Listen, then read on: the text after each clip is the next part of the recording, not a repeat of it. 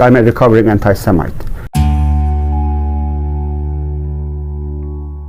I grew up in the southeastern part of Turkey. Not religious, I would like to emphasize. Religion saved me from myself and from hate. The secular, chauvinist, nationalist education that my parents and my school has taught me, really, I spent early teenage years of my life burning Israeli flags. Good for Chinese economy, not good for, they were all cheap Chinese. We used to buy in boxes so that we can burn them in abundance. It's so sad. The first book I read about anything about Jews and Judaism was at the age of 12. The children's version of the Protocols of the Elders of Zion. Children's version, imagine. And the second book, you may not know even, many Americans don't know, the Henry Ford's International Jew. And the third one was Mein Kampf, of course, which is regretfully still a bestseller in Turkey these days. So before 12, I was made to believe that something is irredeemably evil, irredeemably racist and violent about Judaism as a religion and Jews as people.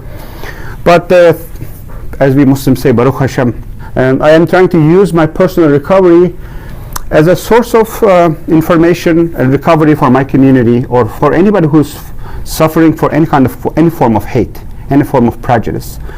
And since I came to the United States, I dedicated a significant amount of my time. How can American Jews and American Muslims do better? And in this spirit, I started this Shalom Hartman program called MLI. And this MLI program, 100 Muslim leaders who spent at 13 months of their time, they spent 2 weeks of twice, almost a month in Jerusalem at the beginning and at the end, and in between a lot of webinars and seminars. More than 100 Muslim young emerging leaders who have decades of leadership ahead of themselves, studying. They don't have to agree, and they won't agree on certain political issues, but they are taking time and making a goodwill gesture to understand and show their sincerity that they would like to have a different kind of relationship. When you took these Muslim leaders to Israel, what was the biggest surprise for them? What kind of really threw them? I think for many participants, they heard, not in the most meaningful sense, for the first time, how Israel, in the experience of many Jews, is not born out of Auschwitz, but born out of Sinai. Second is, I think for a lot of people who only heard the Palestinian side of the story and never experienced the Israeli side of the story, how complicated that story is. Because once you collectively dehumanize a nation, they become a one monolithic reality, and usually it's very horrible reality. The kind of diversity of voices within the Israeli society, the kind of ethical, moral concerns and cries and very admirable actions vis-a-vis the moral failures of occupation, defending the civil rights of the Palestinian communities, how in many ways there is no one voice or one Israeli attitude, which if you rely on one side of information all the time, you don't necessarily see the kind of diversity. The people who are going through the MLI are people who are interested in building that bridge, yes, and who are probably noticing the same, what you call the thick firewall that's impenetrable. But I guess I'm asking, do you think that you speaking it for yourself and for your colleagues in this program, are they optimistic that they will together, or you all will together, be able to not just diversify your own news feeds, but to make some dents in this impenetrable barrier? It's only possible in the United States.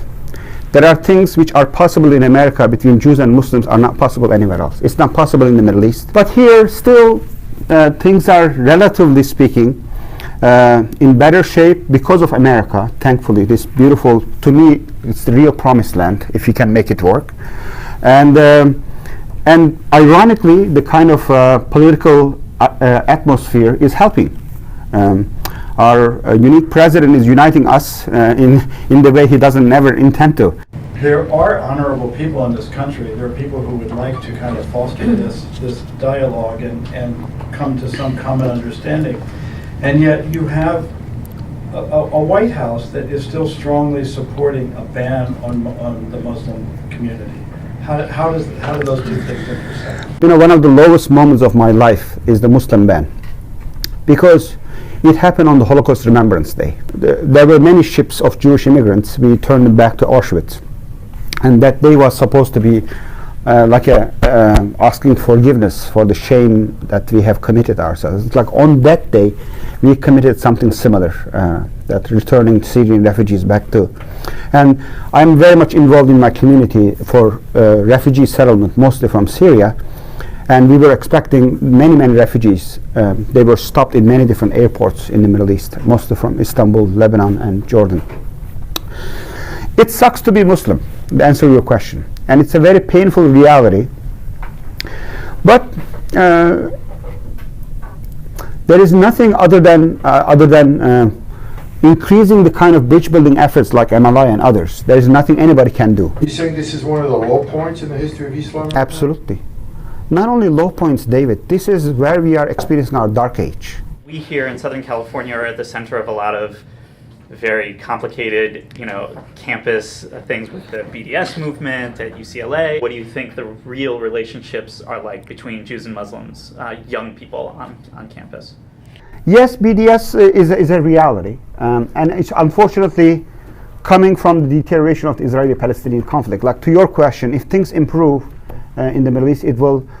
But we lose more Jewish and Muslim students to apathy, to basically checking out, than the number of BDS. Like UCLA must be one of the most active, politically active campus.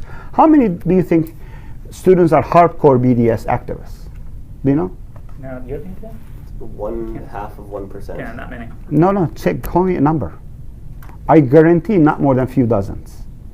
I guarantee you. And most of them Jewish. Yes. Where can rank and file Jews help in the effort, and Americans help in the effort to reverse that alienation and to bring the Muslim community into the melting pot? The Jewish community can do a better job in calling out to their own haters, own professional Muslim fearmongers, and silence them and marginalize them. What we'll get out of this is if enough number of Jews and Muslims say enough,